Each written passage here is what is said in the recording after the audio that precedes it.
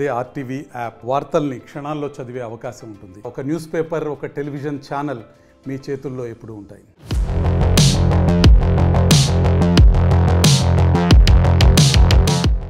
పనులను మరింత సరళీకృతం చేయడంపై తెలంగాణ ప్రభుత్వం ఫోకస్ చేసింది.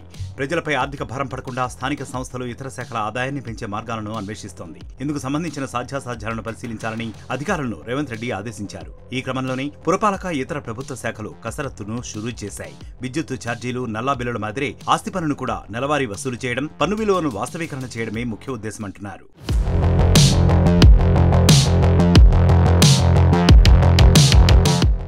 హైదరాబాద్తో పాటు తెలంగాణ వ్యాప్తంగా 6 నెలలకోసారి ప్రభుత్వం ఆస్తి పన్ను విధిస్తూ ఉండగా ఏడాదికోసారి చెల్లిస్తున్నారు.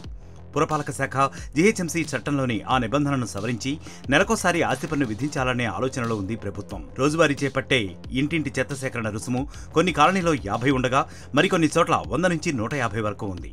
అయినా నిత్యం చెత్త సేకరణపై ఫిర్యాదులు వస్తూనే ఉన్నాయి. ఇందులో భాగంగానే చెత్త సేకరణను మెరుగుపరచడం, రుసుమును నియంత్రించడంపై అధికారులు దృష్టి పెట్టనున్నారు.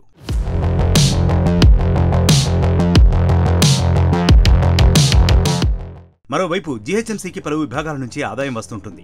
వాటిని నిర్ధారించడంలో లోపాలు కనిపిస్తున్నాయి. ఆ కారణంగా బల్దియా ఏటా కోట్లు నష్టపోతోంది. నిర్మాణాలకు 1200 లోపు ఆస్తి పన్ను ఉంటే 101 రూపాయలు మాత్రమే చెల్లిస్తే చాలంటూ గత సర్కారు నిర్ణయం తీసుకుంది. ఆ పని క్షేత్రస్థాయిలో దుర్వినియోగమవుతోంది. దీనిపై దృష్టి పెట్టిన సీఎం రేవంత్ రెడ్డి ఆ లోపాలను చక్కదిద్ది ఆదాయాన్ని పెంచుకోవాలని జీహెచ్ఎంసీ కమిషనర్ ఆమ్రపాలిని ఆదేశించారు.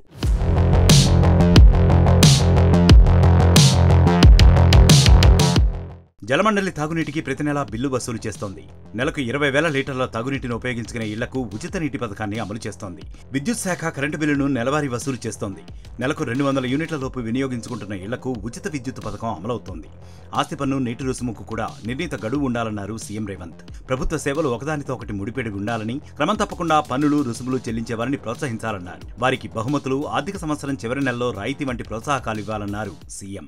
మరిన్ని వీడియోస్ కోసం ఛానల్ ని సబ్స్క్రైబ్ చేయండి. లేటెస్ట్ అప్డేట్స్ కోసం వాట్సాప్ ఛానల్ ని ఫాలో చేయండి. అండ్ లింక్ డిస్క్రిప్షన్ లో ఉంది.